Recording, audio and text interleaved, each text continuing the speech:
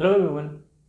Admission of a partner के अंदर आज हम बात करेंगे न्यू प्रॉफिट शेयरिंग रेशियो के कैलकुलेशन की। हमने पिछली वीडियो में 4 क्वेश्चंस देखे थे कि कैसे new profit sharing ratio calculate होता है जब एक पार्टनर का एडमिशन होता है। तो ठीक है, आज हम फर्दर कुछ और क्वेश्चंस देखेंगे। देखिए, क्वेश्चन नंबर 5 है, A and B are partners sharing profits and losses in the ratio 3:2। चलिए, तो आपको ओल्ड प्रॉफिट शेयरिंग रेशियो दे रखा है 3:2। A surrenders 1/5 of his share. A surrenders 1/5 of his share. A अपने हिस्से का 1/5 जो है वो सरेंडर कर देता है, वेयर एज जो बी है वो अपने हिस्से का 2/5 सरेंडर करता है। ठीक है ना, अपने हिस्से का 2/5 सरेंडर करता है इन फेवर ऑफ सी, जो नया पार्टनर है उसके फेवर में। तो क्या होगा new profit sharing ratio A B and C का, देखते हैं जरा। देखिए, सबसे पहले अगर हम बात करें ओल्ड शेयर की, तो ए और बी का ओल्ड शेयर कितना है भाई? 3:2, मतलब 3/5 एंड 2/5। अब ए और बी जो है वो कितना सरेंडर करेंगे? देखिए, surrendered share of A and B.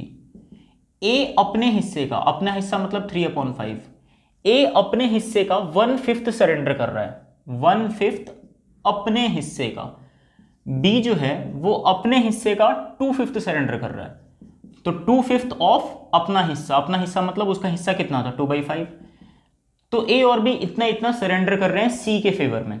तो देखते हैं जरा सी का कितना आ जाएगा, कितना सरेंडर कर रहे हैं ये सी के फेवर में। ए जो है वो करेगा 3/25 और बी जो करेगा 2×4, 5×5 तो 3/25 एंड 4/25 ए और बी सरेंडर कर रहे हैं सी के फेवर में। अब देखते हैं जरा न्यू प्रॉफिट शेयरिंग रेशियो क्या आएगा। न्यू रेशियो क्या आएगा भाई? ए का पहले से हिस्सा कितना था 3/5, बी का पहले से हिस्सा कितना था 2/5। ए अपने हिस्से में से 3/25 जो है वो सरेंडर कर देगा, बी अपने हिस्से में से 4/25 सरेंडर कर देगा। तो इसको हम कर देते हैं जरा सब्सट्रैक्ट। ए का हिस्सा जो था उसमें से जितना वो सरेंडर कर देगा उसे माइनस, बी का जितना हिस्सा था उसमें से वो जितना सरेंडर कर देगा उसे माइनस। ठीक है, तो कितना कितना बच जाएगा। और सी का कैसे निकलेगा? सी को ए से मिला 3/25 प्लस बी से मिला 4/25, तो दोनों को ऐड कर देंगे, पता चल जाएगा सी को टोटल कितना हिस्सा मिला। माइनस कर देते जरा, एलसीएम आएगा 25, एलसीएम आएगा 25, यहां भी एलसीएम आएगा 25। ठीक है, यहां आएगा 15 - 3 दैट इज 12/25, यहां आएगा 10 - 4 दैट इज 6/25 और यहां आएगा 3 + 4 दैट इज 7/25। ये प्लस करना था। ठीक है, तो न्यू रेशियो जो है वो 12/25, 6/25 एंड 7/25 आ गया। ठीक है, अब आपको पता है क्योंकि डिनोमिनेटर सबके सेम है 25, 25, 25, तो हम डिनोमिनेटर को हटा सकते हैं। 12:6:7 ये आ गया आपका new profit sharing ratio A B and C का। ठीक है, तो कैसे कैलकुलेट करेंगे? पहले से जितना हिस्सा था कितना उन्होंने सरेंडर कर दिया, यानी कि सेक्रीफाइस कर दिया न्यू पार्टनर के फेवर में, अगर हम उसको सब्सट्रैक्ट कर दें, पुराने हिस्से में से जितना सरेंडर कर दिया उसको अगर हम सब्सट्रैक्ट कर देंगे तो पता चल जाएगा कि कितना बचेगा ए एंड बी का।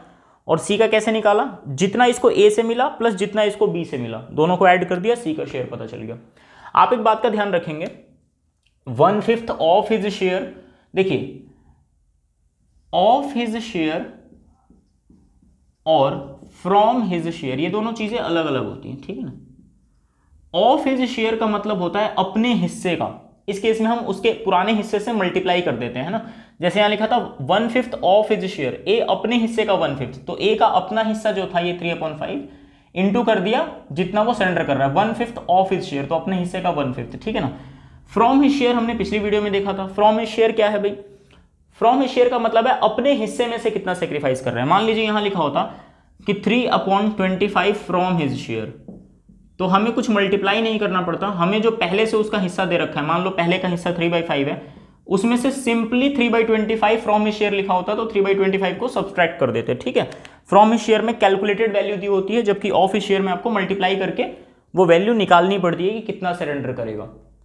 तो ये डिफरेंस है ऑफ हिज शेयर और फ्रॉम हिज शेयर में। ठीक है, तो एक क्वेश्चन हमने क्वेश्चन नंबर 5 देख लिया, न्यू प्रॉफिट शेयरिंग रेशियो कैसे निकालेंगे। अब हम देखेंगे क्वेश्चन नंबर 6।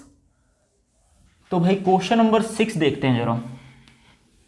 क्वेश्चन नंबर 6 क्या है, A B and C are partner sharing profits in the ratio 2:1। इसका मतलब ओल्ड प्रॉफिट शेयरिंग रेशियो आपको ए बी एंड सी का दे रखा है 2:1, ठीक है।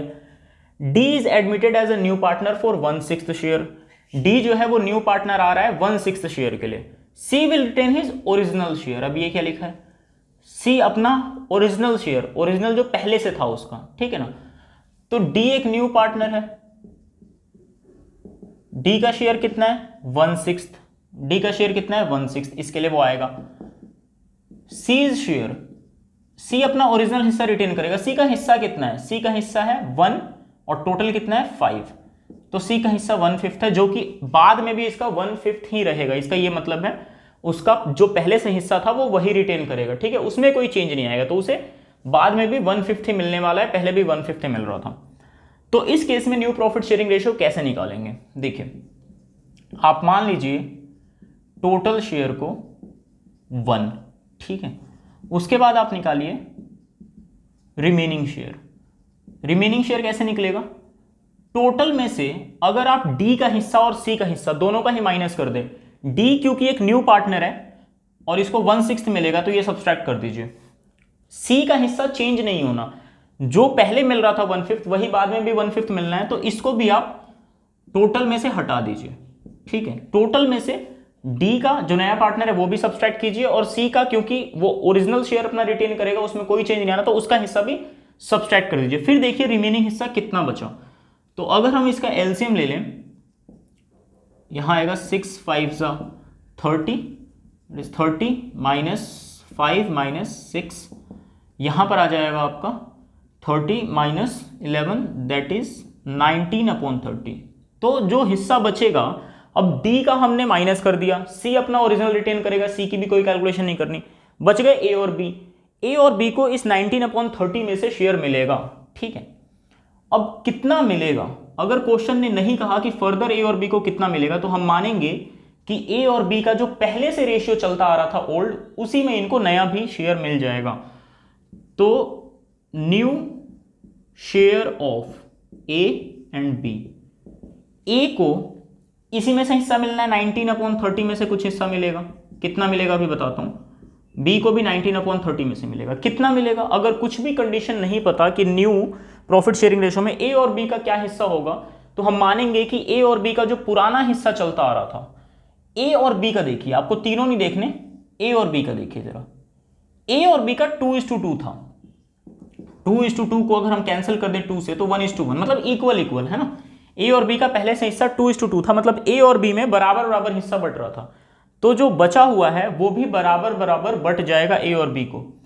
तो 2:2 कहो या 1:1 कहो, मतलब इक्वल, तो 1/2 और 1/2 है ना। 1:1 कहें तो 1 और टोटल 2, आधा आधा इसको मिल जाएगा। तो ए को कितना मिल जाएगा 19/60, बी को कितना मिलेगा 19/60, तो अभी भी इनको इक्वल ही मिलेगा। सी और डी की भी बात कर लेते हैं जरा।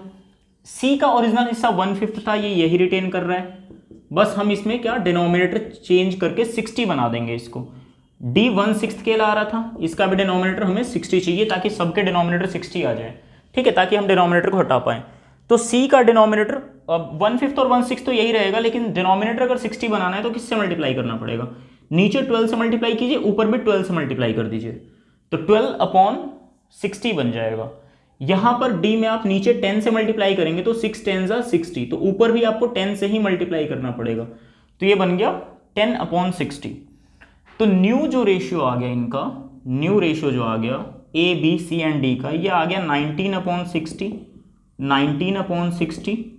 12/60 एंड 10/60। क्योंकि डिनोमिनेटर सबके सेम है तो आप डिनोमिनेटर को हटा दीजिए, तो आपका 19:12:10 ये आपका शेयर आ जाएगा न्यू प्रॉफिट शेयरिंग रेशियो, ठीक है।